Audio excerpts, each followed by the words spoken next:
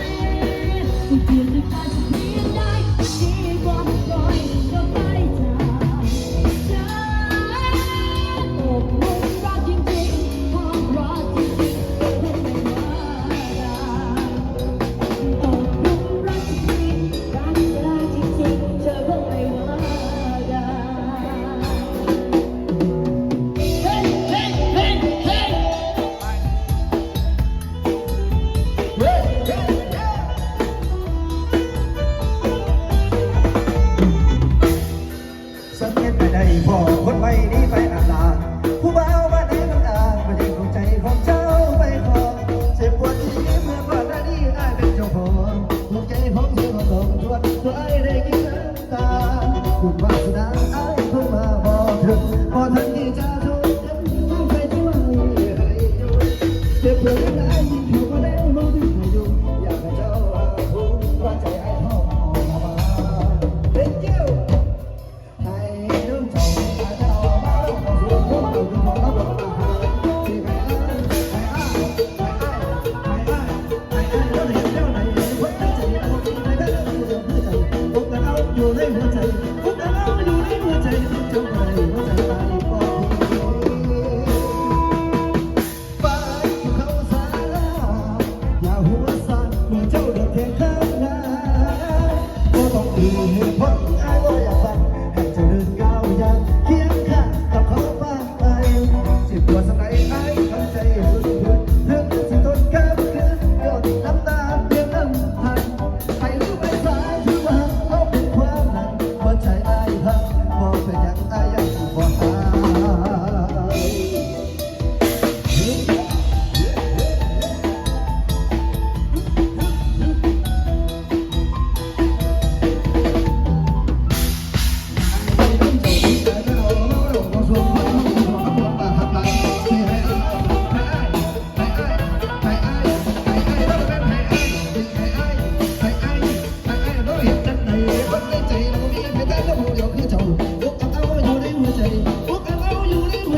เจ้าบ่ได้หัวใจไอ้บ่คิดไปกับเขาสาลาอย่าหัวสั่นเมื่อเจ้าเดือดร้อนอีเหตุผลที่ไอ้ไม่ได้ฟังแค่เดินก้าวเคียงข้างกับผักสายเจ็บปวดใจไอ้ทนใจเพื่อเรื่องที่ทนกันจนน้ำตาเพียงน้ำตาให้ลูกไอ้สาถือว่าเขาเป็นความหลักหัวใจไอ้พังบ่เป็นทางไอ้ยังบ่